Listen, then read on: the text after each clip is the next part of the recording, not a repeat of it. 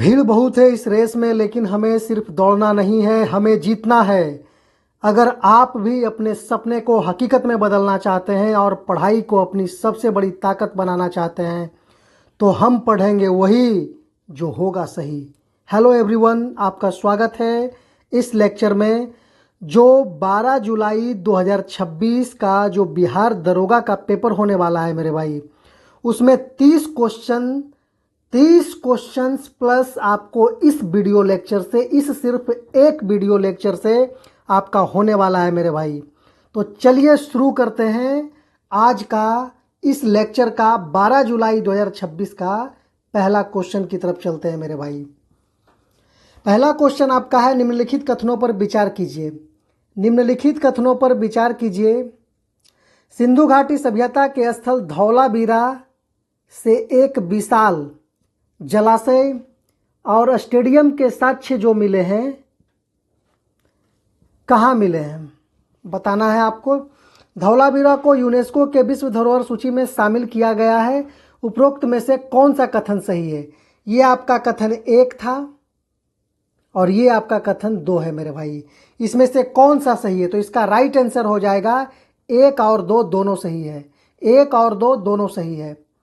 सिंधु घाटी सभ्यता स्थल से धौलावीरा का एक विशाल जलाशय भी मिला है, स्टेडियम का भी साक्ष्य मिला है, और दूसरा आपका है धौलावीरा को यूनेस्को के विश्व धरोहर सूची में शामिल भी किया गया है। 1 और 2 दोनों आपका सही है। क्वेश्चन नंबर दूसरा आपसे पूछा है, सूची 1 को सूची 2 में सुमेलित कीजिए। नीचे दिए गए कूट से सही उत्तर चुनिए। आपका महाजनपद है और उसकी राजधानी है। अंग आपको बताना है, मत्स्य बताना है, अस्मक बताना है और चेदी बताना है। तो इसका राइट आंसर हो जाएगा मेरे भाई ऑप्शन ए। अंग का हो जाएगा चंपा, मत्स्य का आपका हो जाएगा विराटनगर, अस्मक का हो जाएगा आपका पोतन या पोटली, और चेदी का हो जाएगा सुक्तमती मेरे भाई। ऑप्शन ए आपका बिल्कुल राइट आंसर है। अगले प्रश्न की तरफ चलते हैं। अगला क्वेश्चन आपसे पूछा है, क्वेश्चन नंबर 3, मौर्य प्रशासन के संदर्भ में सानिंधाता का मुख्य कार्य क्या था? तो ये सानिंधाता का मुख्य कार्य था, राजकीय कोष का मुख्य संरक्षक यानी कोषाध्यक्ष थे सानिंधाता मेरे भाई। ऑप्शन ए आपका बिल्कुल राइट आंसर है। अगले प्रश्न की तरफ चलते हैं। अगला क्वेश्चन जो आपसे पूछा है, क्वेश्चन नंबर 4, गुप्त काल के संदर्भ में निम्नलिखित कथनों में से कौन सा सही नहीं है बोला है। कौन सा कथन सही नहीं है? तो यह आपका ऑप्शन डी सही नहीं है। गुप्त काल में भूमि राजस्व की दर सामान्यतः उपज का आधा भाग होता था, ये आपका गलत है। लेकिन आंसर आपका ऑप्शन डी राइट है मेरे भाई, क्योंकि सही नहीं पूछा है। अगले प्रश्न की तरफ चलते हैं। अगला क्वेश्चन नंबर 5 आपसे पूछा है, निम्नलिखित राजाओं में से किसने तंजावुर में प्रसिद्ध बृहदेश्वर मंदिर का निर्माण करवाया था? तो इसका राइट आंसर है राज प्रथम ने तंजावुर में बृहदेश्वर मंदिर का निर्माण करवाया था। ऑप्शन ए आपका बिल्कुल राइट आंसर है मेरे भाई। अगले प्रश्न की तरफ चलते हैं। क्वेश्चन नंबर 6 आपसे पूछा है, दिल्ली सल्तनत के किस सुल्तान ने दीवान अमीर कोही नामक एक नए कृषि विभाग की स्थापना करी थी? तो यह आपका हो जाएगा मोहम्मद बिन तुगलक। मोहम्मद बिन तुगलक, ऑप्शन बी आपका राइट आंसर है मेरे भाई। अगला क्वेश्चन आपसे पूछा है, क्वेश्चन नंबर 7, मुगल कालीन वास्तुकला के संदर्भ में पीतरा द्यूरा क्या है? पीतरा द्यूरा आपका क्या है? तो आपका दीवारों पर कीमती पत्थरों और रत्नों की पच्चीकारी यानी जड़ाऊ काम है। ऑप्शन ए आपका बिल्कुल राइट आंसर है मेरे भाई। ऑप्शन ए आपका बिल्कुल राइट आंसर है। अगले प्रश्न की तरफ चलते हैं। क्वेश्चन नंबर 8 की तरफ चलते हैं। शिवाजी के अष्टप्रधान में अमात्य या मजूमदार का कार्य क्या था? आमात्य या उसे मजूमदार भी बोला जाता था, इसका कार्य क्या था? तो इसका राइट आंसर हो जाएगा वित्त एवं राजस्व विभाग का कार्य था। ऑप्शन सी आपका बिल्कुल राइट आंसर है मेरे भाई। अगले प्रश्न की तरफ चलते हैं। अगला क्वेश्चन नंबर 9 आपसे क्या पूछा है, नीचे दिए गए कथनों, एक को कथन ए और दूसरे को कारण मतलब आर कहा गया है। आपको कथन ए और आर आपको मैच कराना है कि कथन ए सही है, आर गलत है, या फिर जिस तरह से। कथन ए बोल रहा है, बक्सर के युद्ध 1764 में भारत में ब्रिटिश ईस्ट इंडिया कंपनी की संप्रभुता को निर्णायक रूप से स्थापित कर दिया। कारण आर बोल रहा है इलाहाबाद की संधि जो 1765 द्वारा शाह आलम द्वितीय ने कंपनी को बंगाल, बिहार और उड़ीसा के दीवानी अधिकार दे दिया। इसमें से कौन सा कथन और कारण में से सही है? तो इसका राइट आंसर हो जाएगा मेरे भाई कथन ए और आर दोनों सही है, और आर जो है एक ही सही व्याख्या भी करता है। बक्सर का युद्ध 1764 में हुआ था, सभी को पता है, और इसी युद्ध से ब्रिटिश ईस्ट इंडिया कंपनी की संप्रभुता को निर्णायक रूप भी मिल गया था। और इलाहाबाद की संधि 1765 शाह आलम द्वितीय ने कंपनी को बंगाल, बिहार, उड़ीसा में दीवानी का अधिकार भी दिया था। ए और आर दोनों सही है, सही व्याख्या भी करता है। क्वेश्चन नंबर 10 आपसे बोल रहा है वर्ष 1916 के प्रसिद्ध लखनऊ समझौते के संदर्भ में निम्नलिखित कथनों पर विचार कीजिए। पहला कथन है इसकी अध्यक्षता अंबिका चरण मजूमदार ने करी थी। दूसरा है इसमें कांग्रेस और मुस्लिम लीग के बीच समझौता हुआ। तीसरा है कांग्रेस के गरम और नरम दल का पुनर्मिलन हुआ। उपरोक्त में से कथन कौन सा सही है? तो इसका राइट आंसर हो जाएगा 1, 2 और 3 तीनों सही है मेरे भाई। 1, 2 और 3 तीनों सही है। ऑप्शन डी बिल्कुल राइट आंसर है। अगले प्रश्न की तरफ चलते हैं। Question number 11। क्वेश्चन नंबर 11 बोल रहा है निम्नलिखित आंदोलनों घटनाओं को उनके कालानुक्रम के अनुसार व्यवस्थित कीजिए। उनके कालानुक्रम के अनुसार व्यवस्थित कीजिए। थोड़ा सा चलिए, तो आपका चंपारण सत्याग्रह बोला है, तो चंपारण हुआ था 1917 में हुआ था चंपारण। खेड़ा आपका सत्याग्रह हुआ था मार्च, खेड़ा हुआ था मार्च ना, खेड़ा हुआ था आपका मार्च 1918 में। और यह अहमदाबाद मिल हड़ताल हुआ था आपका फरवरी और मार्च के बीच में हुआ था 1918 में ही। और ये रॉलेट एक्ट 1919 में हुआ था, जालियांवाला बाग हत्याकांड के बाद हुआ था। तो आप इसमें से मैच करा सकते हैं कि कौन सा होगा। तो 1, 3, 2, 4 हो जाएगा। ऑप्शन बी आपका बिल्कुल राइट आंसर हो जाएगा मेरे भाई। अगले प्रश्न की तरफ चलते हैं। अगला क्वेश्चन आपका पूछा था, क्वेश्चन नंबर 12 पूछा है मेरे शरीर पर पड़ी एक एक लाठी ब्रिटिश सरकार के या साम्राज्य के कफन की कील साबित होगी। यह प्रसिद्ध कथन किस स्वतंत्रता सेनानी का है? तो बाल गंगाधर तिलक जी का है। बाल गंगाधर तिलक जी का है मेरे भाई। 12 का ऑप्शन, सॉरी, एक एक लाठी, लाठी से ये घायल हुए थे लाला लाजपत राय, सॉरी लाला लाजपत राय। बाल गंगाधर तिलक जी का है स्वराज मेरा जन्मसिद्ध अधिकार है और मैं इसे लेकर रहूंगा। तो एक एक लाठी का प्रहार ये आपका लाला लाजपत राय जी का है, जो साइमन कमीशन के लाठी से भी ये घायल हुए थे और इनकी डेथ हुई थी, आपको पता है। क्वेश्चन नंबर 13 आपसे बोल रहा है वर्ष 1940 के व्यक्तिगत सत्याग्रह इंडिविजुअल सत्याग्रह के दौरान महात्मा गांधी द्वारा चुने गए पहले और दूसरे सत्याग्रही क्रमशः कौन थे? पहले और दूसरे सत्याग्रही क्रमशः कौन थे? तो ये पहले विनोबा भावे और दूसरे जवाहरलाल नेहरू थे। ऑप्शन बी आपका बिल्कुल राइट आंसर है मेरे भाई। अगले प्रश्न की तरफ चलते हैं। अगला क्वेश्चन आपसे पूछा है Hindustan, question number 14, Hindustan socialist Republican association HSRA की स्थापना वर्ष 1928 में कहाँ करी गई थी? तो यह आपका किया गया था दिल्ली फिरोज शाह कोटला स्टेडियम में। दिल्ली के फिरोज शाह कोटला स्टेडियम में किया गया था। ऑप्शन बी आपका बिल्कुल राइट आंसर है मेरे भाई। क्वेश्चन नंबर 15 आपसे पूछा है समाचार पत्र मूक नायक की शुरुआत किसके द्वारा करी गई थी? तो मूक नायक की शुरुआत आपका डॉक्टर BR अम्बेडकर जी के द्वारा किया गया था। ऑप्शन बी आपका बिल्कुल राइट आंसर है। और यहाँ से आपका ज्योग्राफी का क्वेश्चन आ जाता है भारत एवं विश्व का। चलिए, पहला क्वेश्चन आपका है भारत। भारत की मुख्य भूमि का अक्षांशीय विस्तार लैटिट्यूडनल एक्सटेंट किन अक्षांशों के बीच है? तो यह आपका हो जाएगा ऑप्शन ए 8 डिग्री 4 मिनट उत्तर से 37 degree 6 minute Uttar. Option A आपका बिल्कुल राइट आंसर है मेरे भाई। अगला क्वेश्चन आपका पूछा है क्वेश्चन नंबर 2, सूची 1 को सूची 2 से मिलान कीजिए, मतलब सुमेलित कीजिए। यह आपका जोजिला कहाँ है, शिव किला कहाँ है, नाथुला कहाँ है, बोमडिला कहाँ है मेरे भाई? तो इसका राइट आंसर हो जाएगा ऑप्शन नंबर ए, जोजिला आपका है लद्दाख में। जोजिला आपका है लद्दाख में। शिव किला आपका है हिमाचल प्रदेश में। नाथुला आपका है सिक्किम में। और आपका बोमडिला है अरुणाचल प्रदेश में। ये एकदम याद रखिएगा, क्वेश्चन ये सब आ रहा है मेरे भाई, क्वेश्चन एकदम श्योर 100% ये सब आ रहा है आपका। अगर मिलान करो में नहीं आए तो वन लाइनर में आएगा, लेकिन यहाँ से क्वेश्चन आ रहा है मेरे भाई। चलिए अगला प्रश्न आपका है, क्वेश्चन नंबर 3 ज्योग्राफी का है। पूरे 100 का 100 क्वेश्चन है, आप एक एक करके काउंटिंग कर लीजिएगा। यहाँ आपको सब्जेक्ट वाइज मैं आपको इसमें प्रोवाइड करा दिया हूँ मेरे भाई। क्वेश्चन नंबर 3 है जो ज्योग्राफी का, निम्नलिखित में से कौन सी नदी प्रायद्वीपीय भारत पेनिनसुलर इंडिया की सबसे लंबी नदी है, जिसे दक्षिण का गंगा भी कहा जाता है?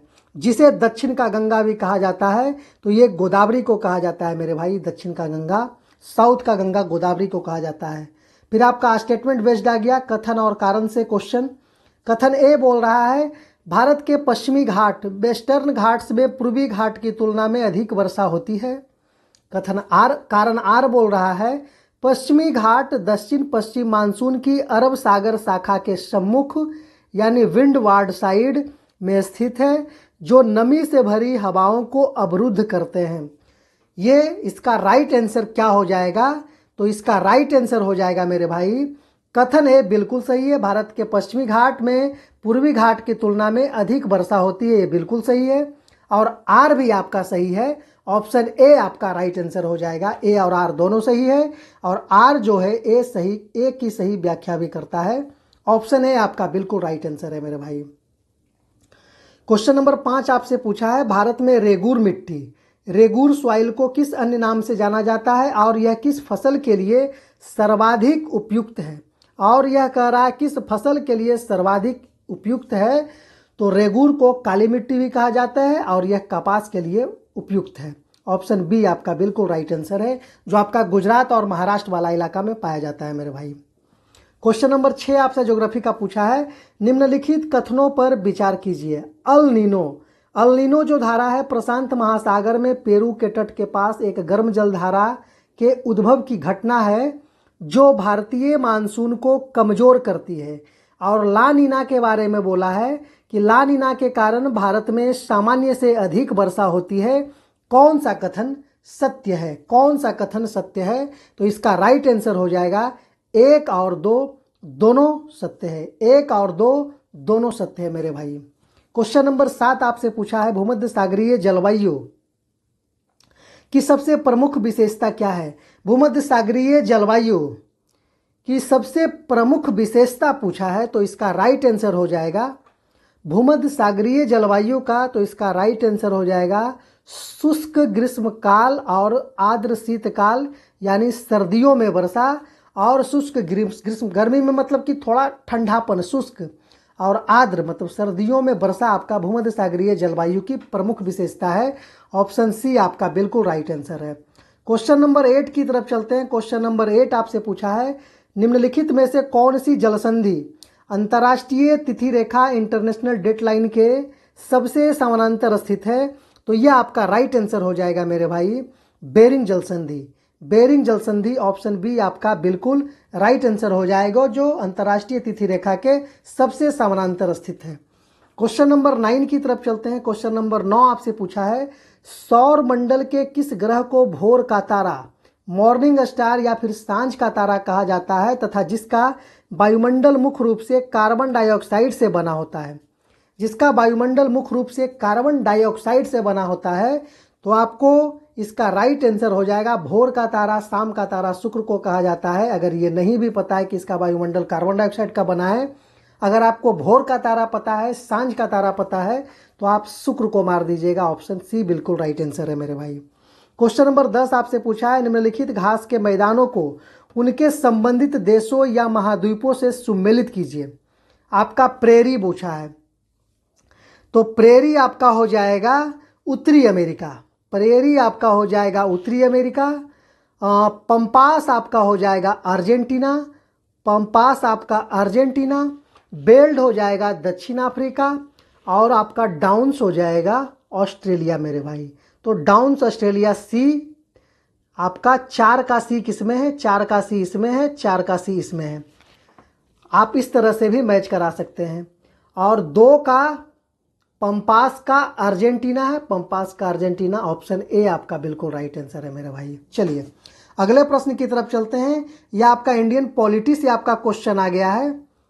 तो इसका पहला क्वेश्चन देखेंगे, भारतीय संविधान की प्रस्तावना प्रियम्बल में समाजवादी, पंथ निरपेक्ष और अखंडता शब्दों को किस संविधान संशोधन अधिनियम द्वारा जोड़ा गया था?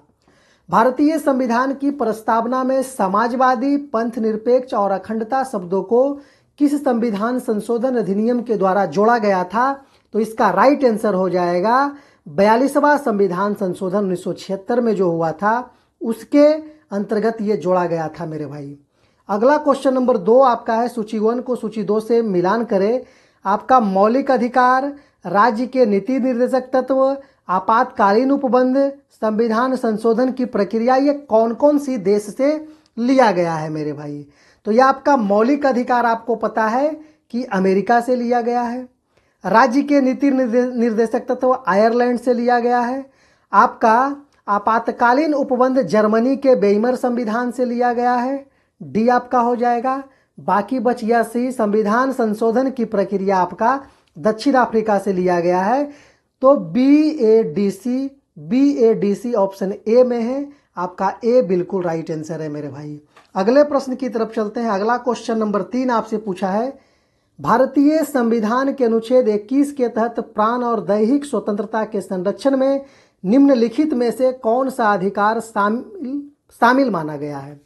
निजता का अधिकार, विदेश यात्रा करने का अधिकार, स्वच्छ पर्यावरण का अधिकार, और आपका चलिए बस यही है, 3 में से कौन सा है आपको कूट में बताना है। तो इसका राइट आंसर हो जाएगा 1 और 3 सही है मेरे भाई, ये आपका गलत है। ऑप्शन सी आपका बिल्कुल राइट आंसर हो जाएगा। ऑप्शन सी आपका बिल्कुल राइट आंसर हो जाएगा। ऑप्शन सी है, थोड़ा सा देखना पड़ेगा। ऑप्शन तीनों हो जाएगा। विदेश करने का भी अधिकार है, इसमें आपको कोई पाबंदी नहीं है कि भाई विदेश आप यात्रा नहीं कर सकते हैं, ये भी आपका है। तो तीनों हो जाएगा। थोड़ा नीचे ऑप्शन था ना, ध्यान नहीं दिए, ये आपका तीनों हो जाएगा। ऑप्शन डी बिल्कुल राइट आंसर है मेरे भाई। क्वेश्चन नंबर 4 की तरफ चलते हैं। ये जितना भी क्वेश्चन मैं आपको करा रहा हूं मेरे भाई, आप PYQ से देख लीजिएगा, मिलता जुलता क्वेश्चन, जो पैटर्न आपका कथन और कारक से भी मिलता जुलता पूछ रहा है, कूट से पूछ रहा है, मैच द फॉलोइंग से पूछ रहा है, सारा उसी के ऊपर बेस्ड है मेरे भाई। 30 से ज़्यादा क्वेश्चन मैंने आपको बताया है, लड़ने की गारंटी। आप पेपर दे करके आइएगा, उसके बाद आप यहाँ बात कीजिएगा मेरे भाई कमेंट सेक्शन में। उसके बाद कमेंट आपको करना है कि कितना क्वेश्चन आपको इस लेक्चर से मिला है मेरे भाई। चलिए क्वेश्चन नंबर 4 की तरफ चलते हैं। क्वेश्चन नंबर 4 है, नीचे दिए गए कथन ए और कारण आर, आपको कथन स्टेटमेंट बेस्ड फिर आ गया क्वेश्चन। तो कथन ए बोल रहा है, भारत का राष्ट्रपति संसद का एक अंग होता है। भारत का राष्ट्रपति संसद का एक अंग होता है। कारण आर बोल रहा है, संसद के दोनों सदनों द्वारा पारित कोई भी विधेयक तब तक कानून नहीं बनता जब तक कि राष्ट्रपति उस पर अपनी सहमति न दे। तो आपका इसमें से कौन कौन सा सही है, या फिर कौन सा सही है कौन सा गलत है? तो ये तो आपको पता है कि भारत का राष्ट्रपति संसद का एक अंग होता है, ये सही है। और दूसरा ये भी सही है कि संसद के दोनों सदनों द्वारा पारित कोई भी विधेयक तब तक कानून नहीं बनता जब तक राष्ट्रपति का हस्ताक्षर उस पर ना हो। तो ये कथन ए और कारण आर दोनों सही है, और आर जो है ए की सही व्याख्या भी करता है। ऑप्शन ए आपका बिल्कुल राइट आंसर है मेरे भाई। क्वेश्चन नंबर 5 आपसे पूछा है, किसी राज्य में राष्ट्रपति शासन प्रेसिडेंशियल रूल भारतीय संविधान के किस अनुच्छेद के तहत और अधिकतम कितनी अवधि तक संसद के अनुमोदन से लगाया जा सकता है? संसद के अनुमोदन, यहाँ क्वेश्चन 3 आ गया है मेरे भाई। किसी राज्य में राष्ट्रपति शासन भारतीय संविधान के किस अनुच्छेद के तहत और अधिकतम कितनी अवधि तक और किसके अनुमोदन पर लगाया जा सकता है? तो यह आपका हो जाएगा ऑप्शन ए, अनुच्छेद 352, ये अनिश्चित काल तक हो जाएगा मेरे भाई। ऑप्शन ए बिल्कुल राइट आंसर है। चलिए अगले प्रश्न की तरफ चलते हैं। अगला क्वेश्चन आपसे पूछा है, क्वेश्चन नंबर 6, भारतीय संसद के संयुक्त अधिवेशन ज्वाइंट सीटिंग के संदर्भ में निम्नलिखित कथनों पर विचार कीजिए। पहला कथन है, संयुक्त अधिवेशन राष्ट्रपति द्वारा बुलाया जाता है। दूसरा है इसकी अध्यक्षता लोकसभा के अध्यक्ष स्पीकर द्वारा करी जाती है। तीसरा जो है धन विधेयक यानी मनी बिल और संविधान संशोधन विधेयक पर संयुक्त अधिवेशन नहीं बुलाया जा सकता है। उपरोक्त में से कौन सा कथन सत्य है? तो इसका 1, 2 और 3 तीनों सत्य है मेरे भाई। ऑप्शन डी आपका राइट आंसर है, तीनों आपका सही है। लोकसभा की अध्यक्षता स्पीकर के द्वारा करी जाती है, ये भी सही है। संयुक्त अधिवेशन राष्ट्रपति द्वारा बुलाया जाता है, ये भी सही है। और धन विधेयक और संविधान संशोधन विधेयक पर संयुक्त अधिवेशन नहीं बुलाया जा सकता, ये भी आपका सही है। ऑप्शन डी आपका बिल्कुल राइट आंसर है। क्वेश्चन नंबर 7 आपसे पूछा है भारत के नियंत्रक एवं महालेखा परीक्षक CAG के संदर्भ में कौन सा कथन सत्य है? CAG के संदर्भ में कौन सा कथन सत्य है? तो इन्हें पद से उसी रीति से हटाया जा सकता है जिस रीति से सुप्रीम कोर्ट के न्यायाधीश को हटाया जाता है। तो ये महाभियोग लगाकर ही हटाया जा सकता है। ऑप्शन सी आपका बिल्कुल राइट आंसर है क्वेश्चन नंबर 7 का मेरे भाई। क्वेश्चन नंबर 8 आपसे क्या पूछा है? 73वें संविधान संशोधन अधिनियम 1992 द्वारा भारतीय संविधान में कौन सी अनुसूची जोड़ी गई और इसमें कितने विषयों को सम्मिलित किया गया, शामिल किया गया? 73वें संविधान संशोधन अधिनियम 1992 द्वारा पूछ रहा है। उस समय आपका हो जाएगा 11वीं अनुसूची और 29 विषय जोड़ा गया था। 11वीं अनुसूची और 29 विषय जोड़ा गया था। ऑप्शन बी आपका बिल्कुल राइट आंसर है। क्वेश्चन नंबर 9 आपसे पूछा है सरकारी आयोग या सरकारिया कमीशन और पूंछी आयोग कमीशन का संबंध निम्नलिखित में से किस विषय से है? सरकारिया और पूंछी दोनों का बोला है, तो ये केंद्र राज्य संबंध से संबंधित है। ऑप्शन बी आपका बिल्कुल राइट आंसर है। क्वेश्चन नंबर 10 आपसे पूछा है भारतीय संविधान का कौन सा अनुच्छेद समान नागरिक संहिता यूनिफॉर्म सिविल कोड से संबंधित है जो राज्य के नीति निर्देशक तत्वों का हिस्सा है?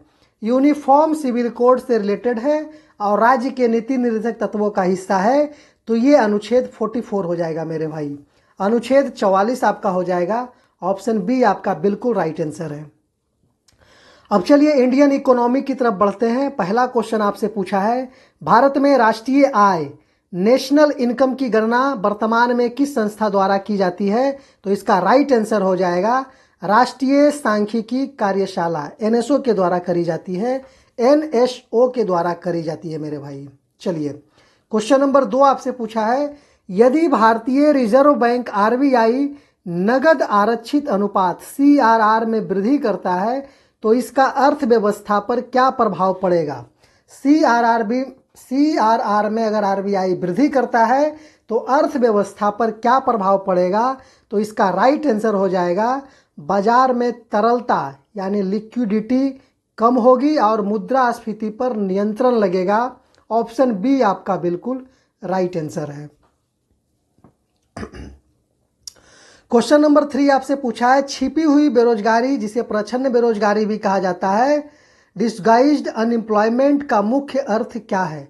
तो इसका मुख्य अर्थ क्या है मेरे भाई? तो हो जाएगा श्रम की सीमांत उत्पादकता, मार्जिनल प्रोडक्टिविटी ऑफ लेबर शून्य होती है। ऑप्शन ए आपका बिल्कुल राइट आंसर हो जाएगा। ऑप्शन ए आपका बिल्कुल राइट आंसर हो जाएगा।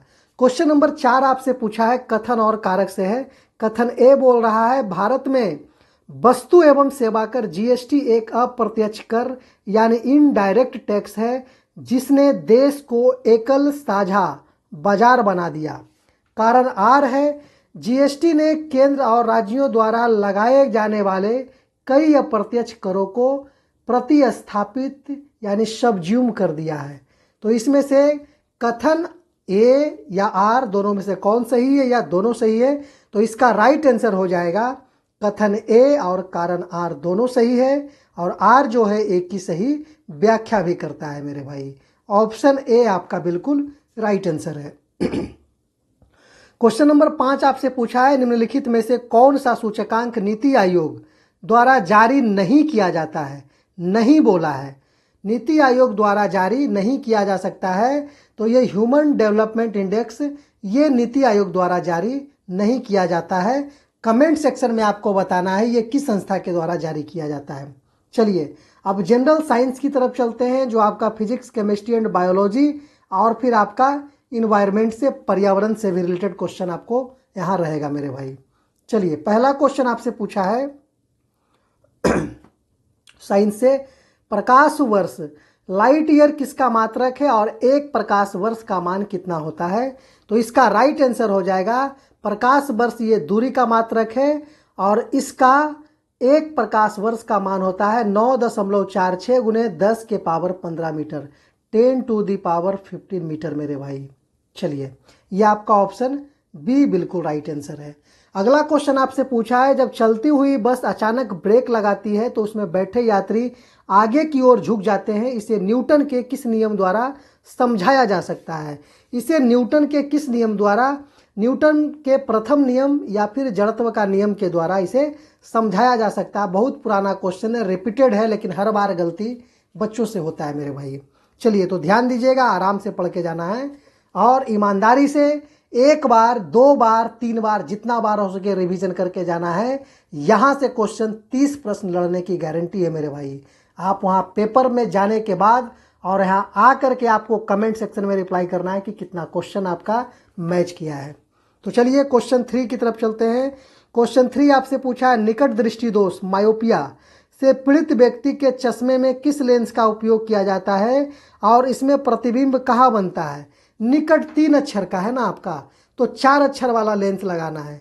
निकट दोष यानी निकट दृष्टि दोष आपका 3 अक्षर वाला जो दोष हुआ है, तो आपको चश्मा पहनना है 4 अक्षर वाला अवतल लेंस वाला, और ये प्रतिबिंब रेटिना के आगे या फिर सामने बनता है।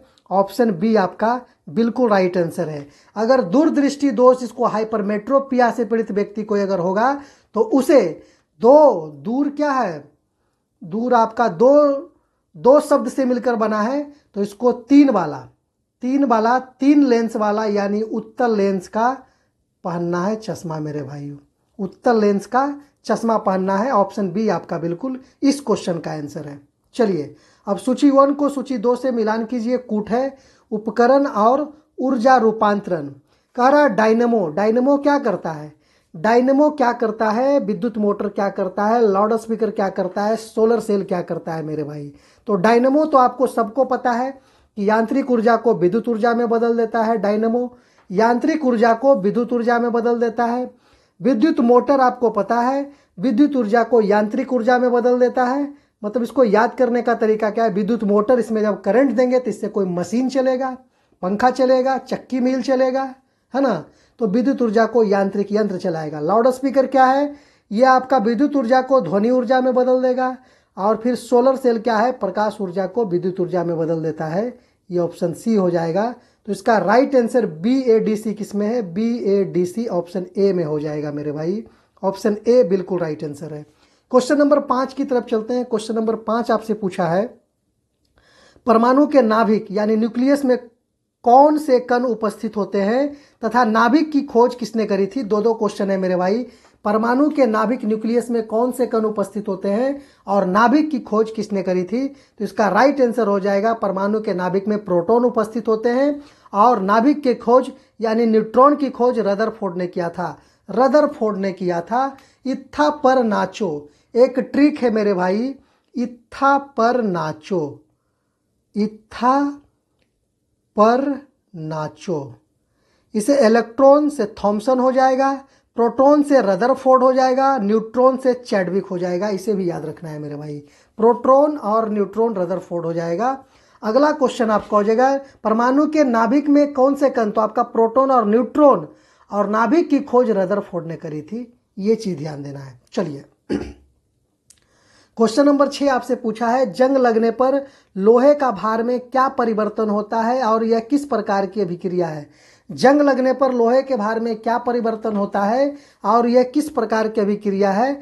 तो यह जंग लगने पर लोहे का भार बढ़ जाता है और इसको ऑक्सीकरण रिएक्शन बोला जाता है, ऑक्सीकरण अभिक्रिया होता है। चलिए क्वेश्चन नंबर 7 की तरफ चलते हैं। तो 6 का आपका ऑप्शन बी हो जाएगा राइट आंसर। 7 आपका पूछा है, मॉडर्न पीरियडिक टेबल, आधुनिक आवर्त सारणी के संदर्भ में निम्नलिखित कथनों पर विचार कीजिए। पहला कथन है, 1, यह तत्वों के परमाणु द्रव्यमान के आवर्ती फलन पर आधारित है।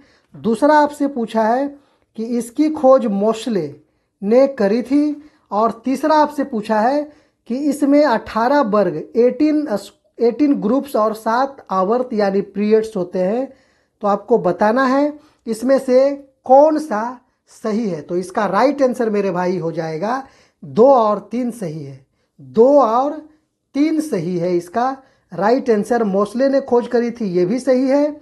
और 18 ग्रुप्स और 7 पीरियड्स हैं, ये भी सही है। ऑप्शन बी आपका बिल्कुल राइट आंसर है। अगले प्रश्न की तरफ चलते हैं, क्वेश्चन नंबर 8 की तरफ चलते हैं साइंस का। प्लास्टर ऑफ पेरिस पीओपी का रासायनिक सूत्र क्या है और इसे किससे प्राप्ति होता है या किससे प्राप्त किया जाता है। तो इसका राइट आंसर हो जाएगा जिप्सम से। दोनों में जिप्सम आ गया है तो जिप्सम से हो जाएगा मेरे भाई ऑप्शन बी। चलिए एक ऑप्शन सुधार के कुछ और कर लीजिएगा। ऑप्शन बी इसका राइट आंसर है। क्वेश्चन नंबर 9 दिया है, कथन और कारक एक दूसरे से किस प्रकार संबंधित है। कथन ए बोला है माइटोकॉन्ड्रिया को कोशिका का पावर हाउस कहा जाता है। माइटोकॉन्ड्रिया को कोशिका का पावर हाउस कहा जाता है, बिल्कुल सही है। और फिर है माइटोकॉन्ड्रिया कोशिकीय श्वसन के दौरान एटीपी एडेनोसाइन ट्रोपोस्फेट है ना, ट्रोपोस्फेट के रूप में ऊर्जा का उत्पादन करता है। तो कथन ए और आर दोनों सही है और आर जो है ए की सही व्याख्या भी करता है। आपका ए ऑप्शन बिल्कुल सही है। इसको ट्राईफॉस्फेट भी बोल सकते हैं, ट्राईफॉस्फेट भी बोल सकते हैं। एडिनोसाइन ट्राईफॉस्फेट के रूप में ऊर्जा का उत्पादन करता है। ऑप्शन ए आपका बिल्कुल राइट आंसर है। क्वेश्चन नंबर 10 आपसे पूछा है मानव शरीर में इंसुलिन हार्मोन का स्राव किस ग्रंथि या अंग द्वारा होता है और इसकी कमी से कौन सा रोग होता है। तो इसका राइट आंसर हो जाएगा अग्नाशय यानी पैंक्रियाज की लैंगरहैंस द्वीपिकाएं। और इसकी कमी से डायबिटीज होती है मेरे भाई, इसकी कमी से डायबिटीज होती है। ऑप्शन बी आपका बिल्कुल राइट आंसर है। फिर आपका सूची 1 को सूची 2 से मिलाना है। विटामिन ए को क्या कहा जाता है, विटामिन सी को क्या कहा जाता है, विटामिन डी को क्या कहा जाता है और विटामिन ई को क्या कहा जाता है। तो आपका विटामिन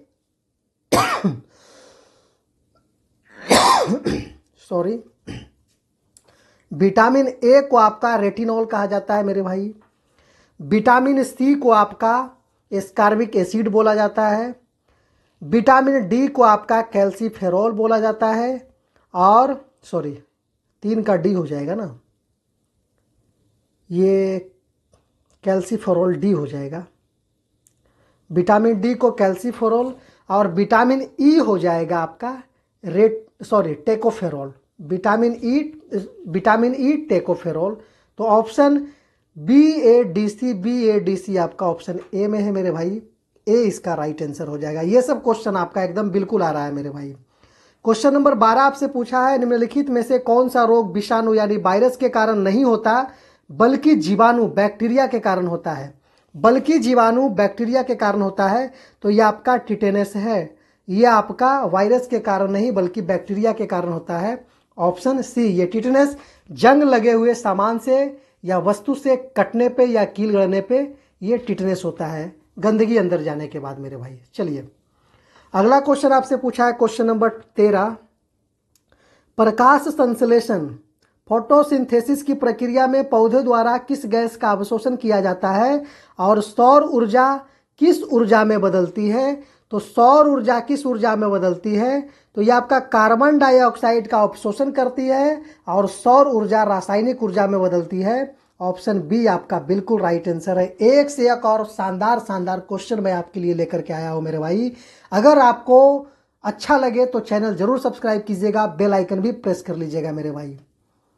चलिए क्वेश्चन नंबर 14 आपसे क्या पूछा है, प्राथमिक उपभोक्ता प्राइमरी कंज्यूमर्स पारिस्थितिकी तंत्र के किस पोषण स्तर में आते हैं।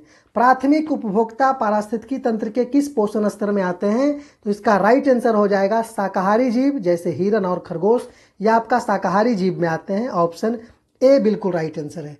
क्वेश्चन नंबर 15 आपसे पूछा है ओजोन परत, ओजोन लेयर वायुमंडल के किस परत में पाई जाती है और इसे नष्ट करने वाली मुख्य गैस कौन सी है? तो ये आपका राइट आंसर हो जाएगा समताप मंडल, स्ट्रेटोस्फेयर।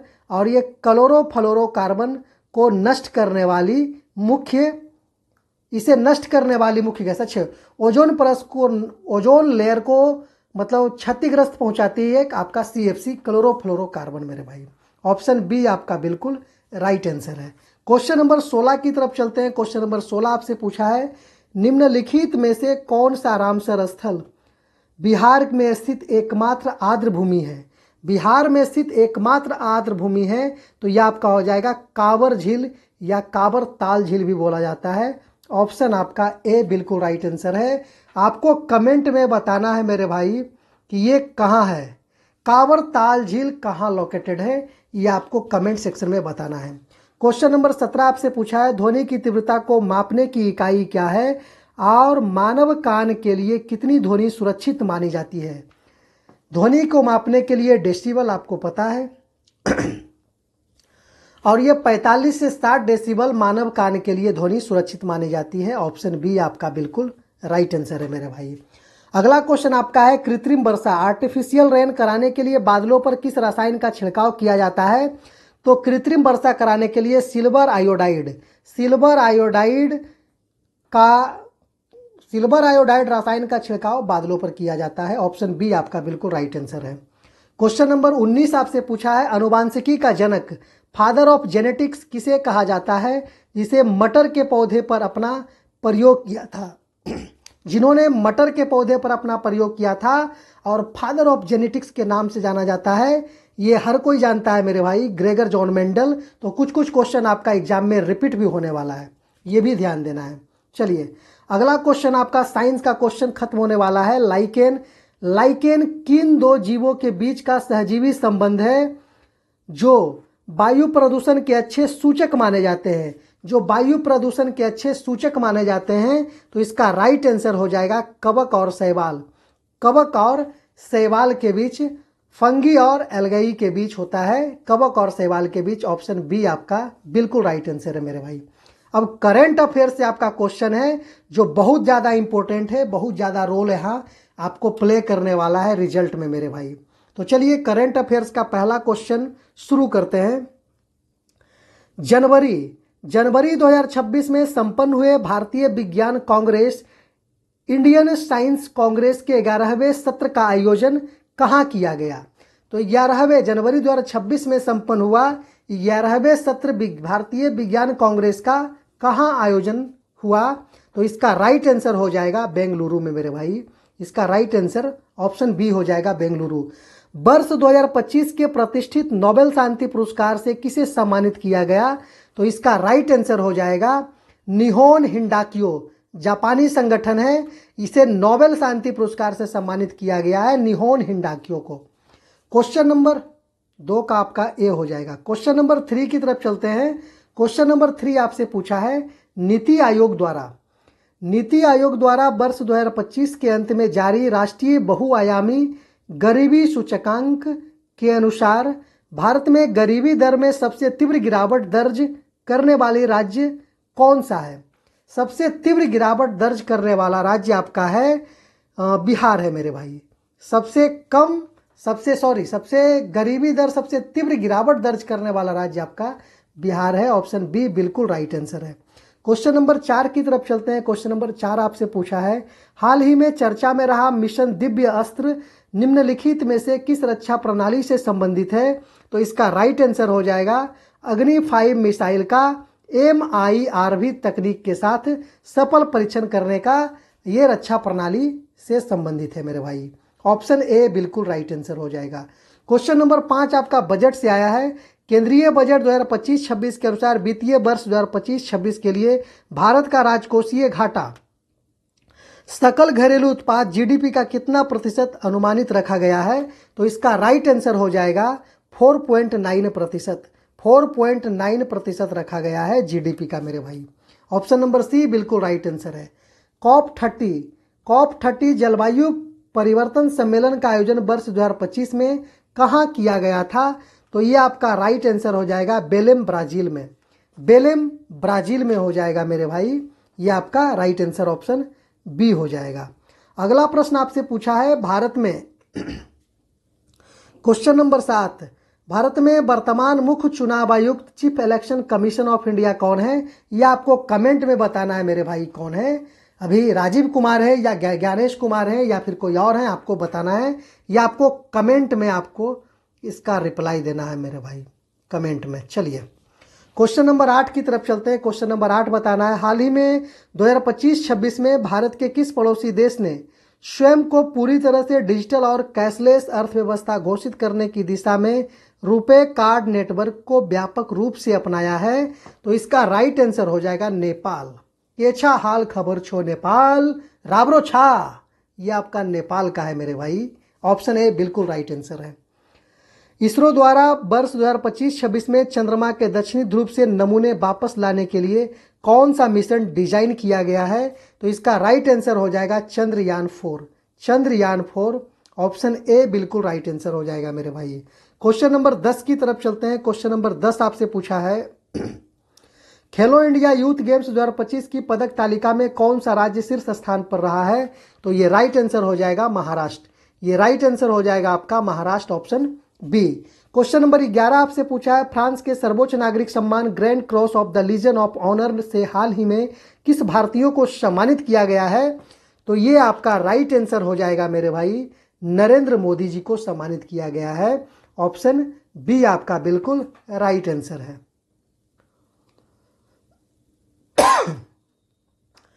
वैश्विक नवाचार सूचकांक 2025 ग्लोबल इनोवेशन इंडेक्स में भारत की रैंक क्या है?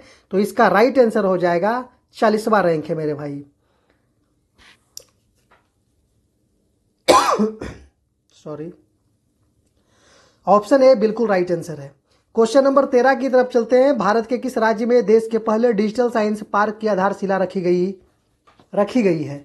तो इसका राइट आंसर हो जाएगा केरल। इसका राइट आंसर हो जाएगा केरल। ऑप्शन बी बिल्कुल राइट आंसर है। क्वेश्चन नंबर 14 आपसे पूछा है, हेनले पासपोर्ट इंडेक्स 2026 के अनुसार भारतीय पासपोर्ट की रैंकिंग क्या है? भारतीय पासपोर्ट की रैंकिंग क्या है? तो ये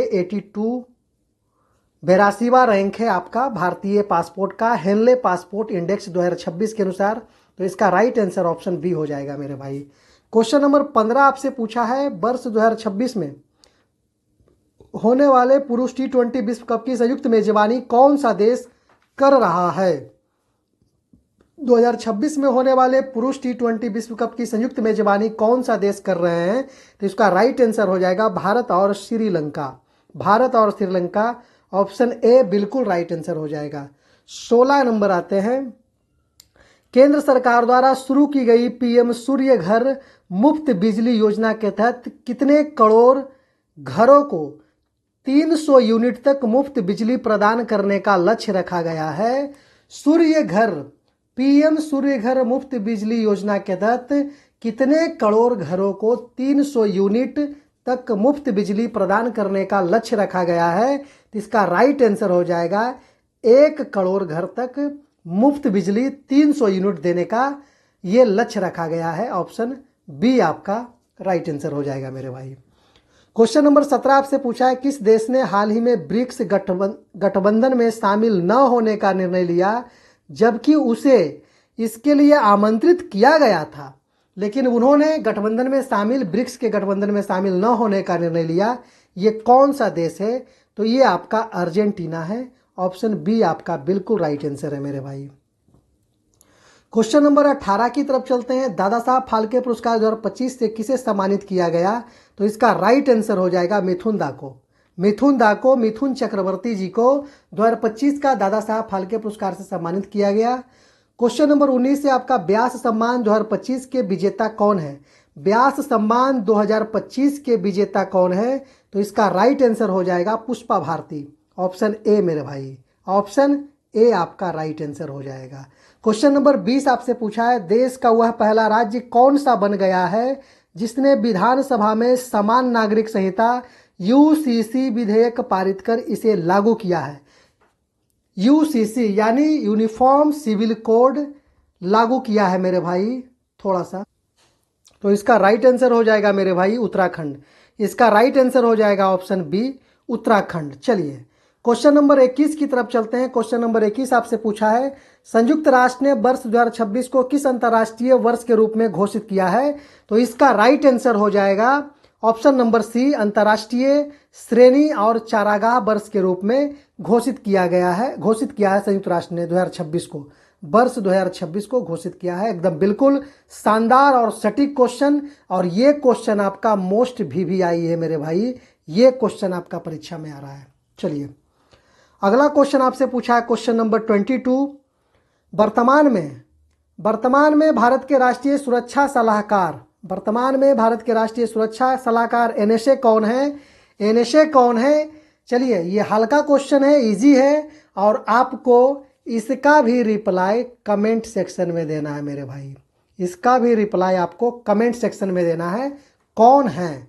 चलिए क्वेश्चन नंबर 23 की तरफ चलते हैं। भारत का पहला 3D प्रिंटेड डाकघर कहाँ खोला गया है? भारत का पहला 3D प्रिंटेड डाकघर कहाँ खोला गया है? तो ये बेंगलुरु में खोला गया है, बेंगलुरु में खोला गया है।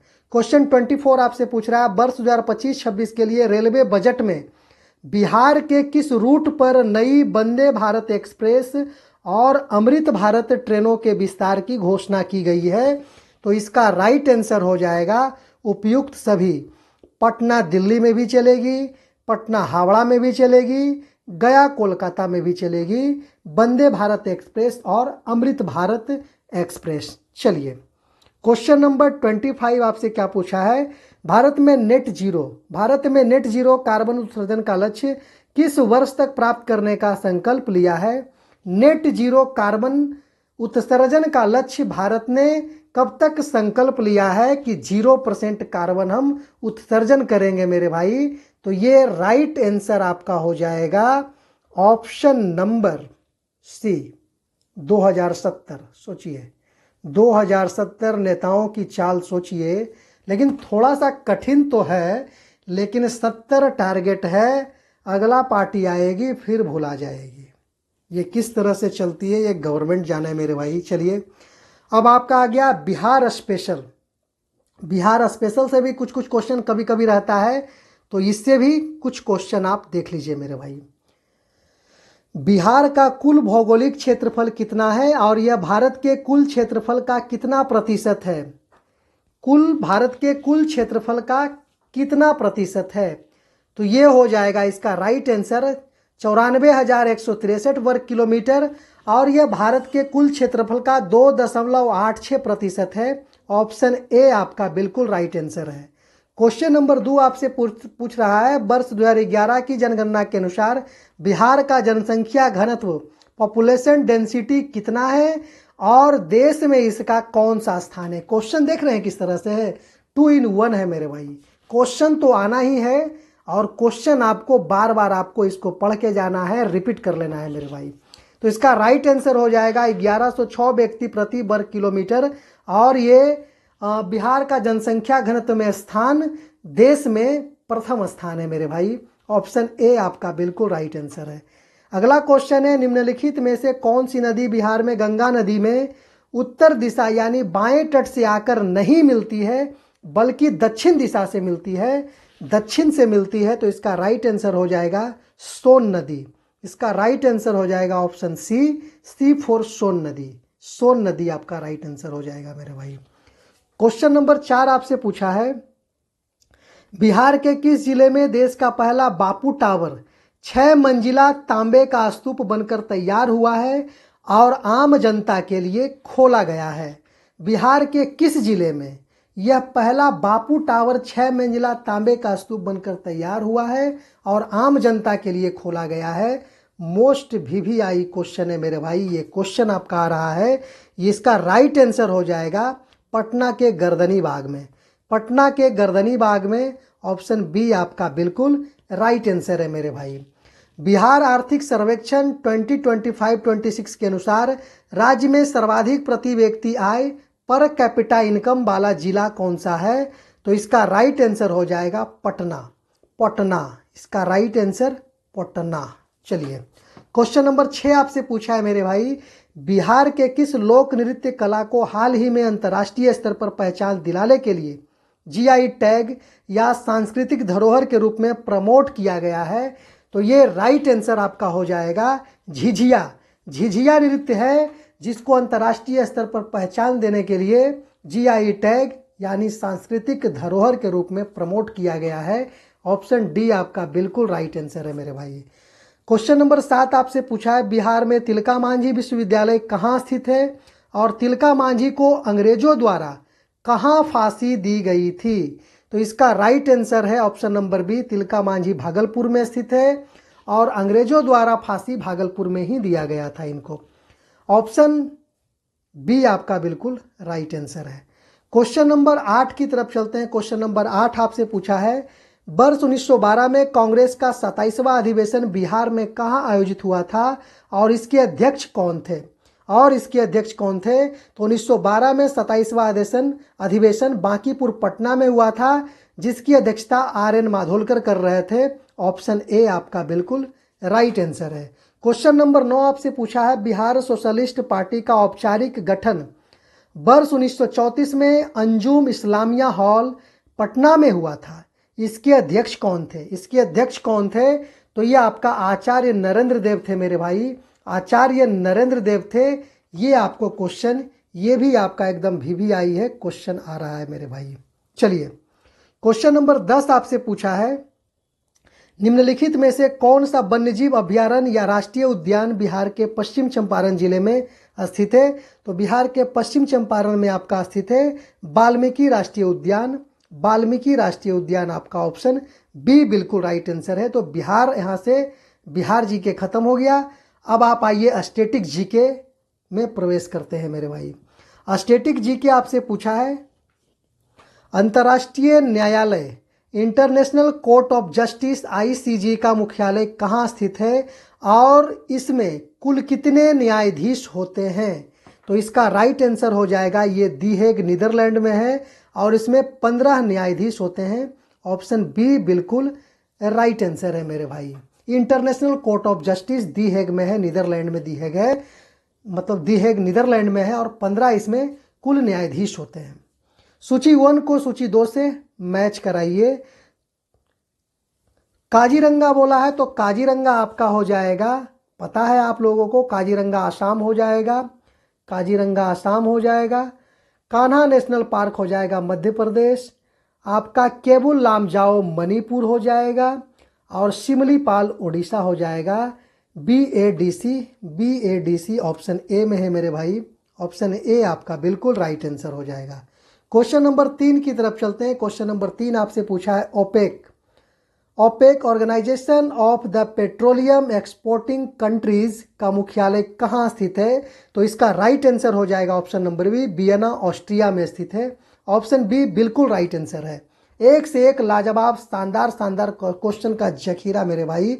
आपको इसका मॉक 2 भी मिल जाएगा, एक्सपेक्टेड क्वेश्चन का 2 भी मॉक मिल जाएगा, वहां से भी कुछ क्वेश्चन आपका आने की संभावना है, लेकिन ये बहुत ज़्यादा इंपॉर्टेंट है मेरे भाई।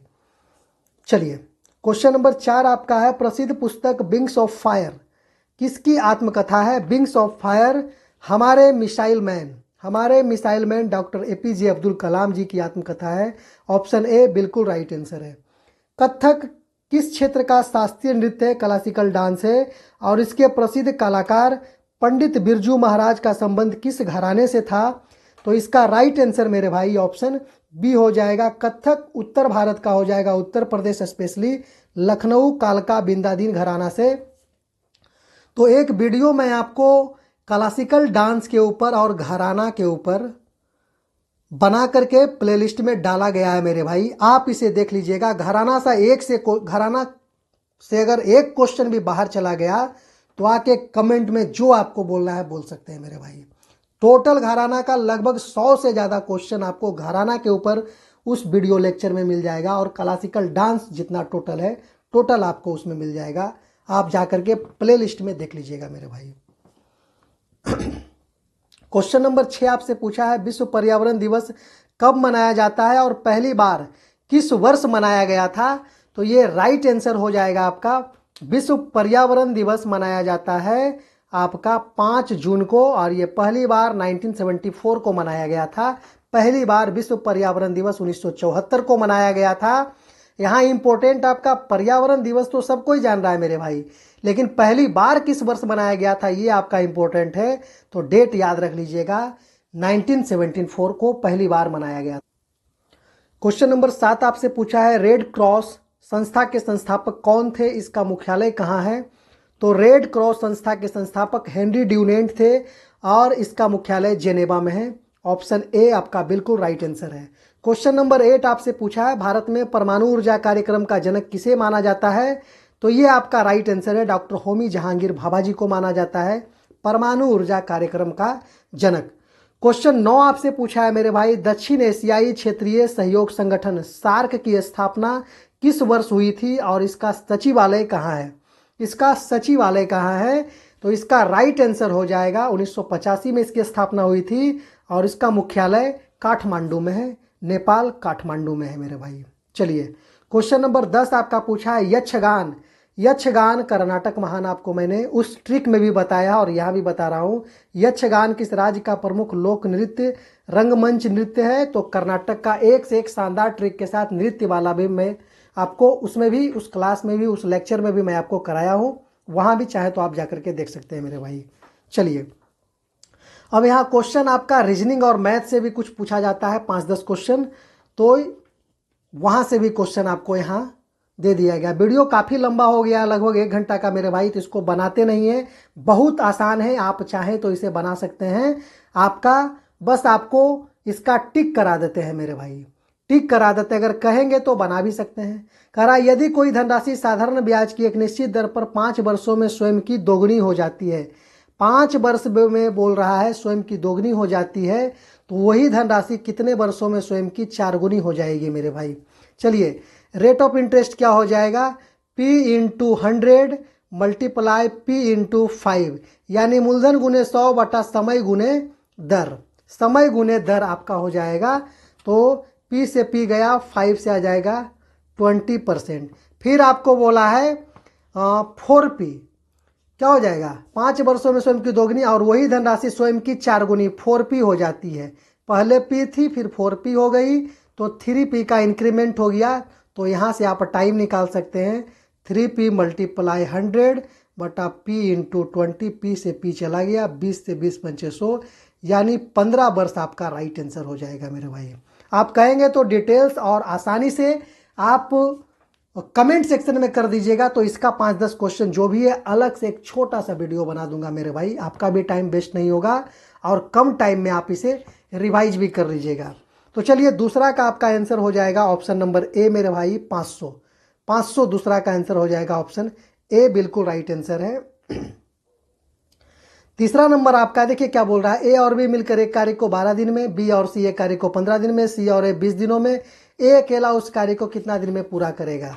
तो आप आसानी से इसे भी बना सकते हैं, इसका राइट आंसर हो जाएगा 30 दिन, ऑप्शन ए आपका बिल्कुल राइट आंसर है मेरे भाई। चलिए क्वेश्चन नंबर 4 आपसे बोला है, एक परीक्षा में, चलिए बनाना ही नहीं तो पढ़ना क्या है, बस टिक लगा देते हैं, आप अगर बोलिएगा तो यहाँ बना दिया जाएगा। चलिए करा एक परीक्षा में 70% छात्र अंग्रेजी में पास हुए, 65% गणित में पास हुए, 27, इसका राइट आंसर हो जाएगा ऑप्शन नंबर ए 400। 5 का हो जाएगा ए। 5 में देखिए क्या हो रहा है, गुना 2 + 1 हो रहा है, 2 गुना 2 + 1, 2 दूनी 4, 1 5, 5 दूनी 10, 1 11, 11 दूनी 22, 1 23, 23 दूनी 46, 1 47, 47 दूना 94, 1 95, आपका राइट आंसर हो जाएगा ऑप्शन ए, बिल्कुल सही है मेरे भाई। चलिए स्क्वायर का कूट भाषा देखिए, एस का टी लिखा है +1 गया है, एस का टी लिखा है +1 गया है, क्यू का क्या लिखा है PQRS, PQRS देखिए +2 लिखा है, बढ़ते जा रहा है, तो इसका राइट आंसर बढ़ा के कर देना है ऑप्शन USJBOHMF, इसका राइट आंसर हो जाएगा। क्वेश्चन नंबर 7 का रिलेशनशिप से है, आपका 7 से हो जाएगा, 7 का ऑप्शन हो जाएगा पोता या नवासा यानी ग्रांडसन, ऑप्शन ए इसका राइट आंसर हो जाएगा, इसका भी ए हो जाएगा। क्वेश्चन नंबर 8, ये आपका दक्षिण, इसका दक्षिण पूर्व या दक्षिण पश्चिम था, इसका थोड़ा देख लीजिएगा। चलिए इसको बनाए थे, इसको थोड़ा देख लीजिएगा। प्रथम 50 प्राकृत संख्या का औसत n into n plus, sorry प्रथम 50 बोल रहा है ना, n+1/2 कर दीजिए, 50 में 1 जोड़ दीजिए, बटा में 2, 51/2 25.5 हो जाएगा। ऑप्शन बी बिल्कुल राइट आंसर है। क्वेश्चन नंबर 10 आपसे बोल रहा है क्या, लंबाई में 20% की वृद्धि, ये आपको एक्स वाई फार्मूला पता है, 20% की वृद्धि तो +20, 10% की कमी -20, फिर प्लस माइनस माइनस होता है, 20 × 10/100 चला गया, 1 0 से 1 0, यहाँ हो गया -2, 20 में से 10 गया, 10 प्लस में 8% की वृद्धि अभी भी हो जाएगा। ऑप्शन बी आपका बिल्कुल राइट आंसर है। तो चलिए, वीडियो कैसा लगा, लेक्चर कैसा लगा, आप इस लेक्चर को रिवीजन करके जाइएगा मेरे भाई, और 30 से ज़्यादा क्वेश्चन अकेले एक लेक्चर में, अकेले एक लेक्चर से मैं आपको 100% दावा कर रहा हूँ मेरे भाई कि यहाँ से क्वेश्चन आपका 30 से ज़्यादा क्वेश्चन आने वाला है। अगर आपको एग्ज़ाम बाकी क्या बोले, आपको अगर देखना है तो एग्ज़ाम के बाद आप आकर के मिला लीजिएगा क्वेश्चन यहाँ से कितना आया है। तो चलिए, अगर वीडियो आपके लिए इन्फॉर्मेटिव लगा, आपके लिए लगा कि नहीं कुछ हमारे जीवन में, हमारे सफलता में कुछ काम करके गया है, तो चैनल को ज़रूर सब्सक्राइब कीजिएगा मेरे भाई, और वीडियो को लाइक करना मत भूलिएगा। एक लाइक और एक सब्सक्राइब से आपका कुछ बिगड़ने वाला भी नहीं मेरे भाई, बस एक बटन है, बस उसे क्लिक कर देना है। तो चलिए, धन्यवाद, आपको मिलते हैं अगले सेशन में। तब तक के लिए दिल से अपने पढ़ाई और अपने माता पिता का नाम रोशन कीजिए और जीवन में आगे बढ़िए, खूब तरक्की कीजिए। हमारा आपके लिए यही कामना और दुआ दिल से है मेरे भाई। धन्यवाद, फिर मिलते हैं आपको अगले लेक्चर में।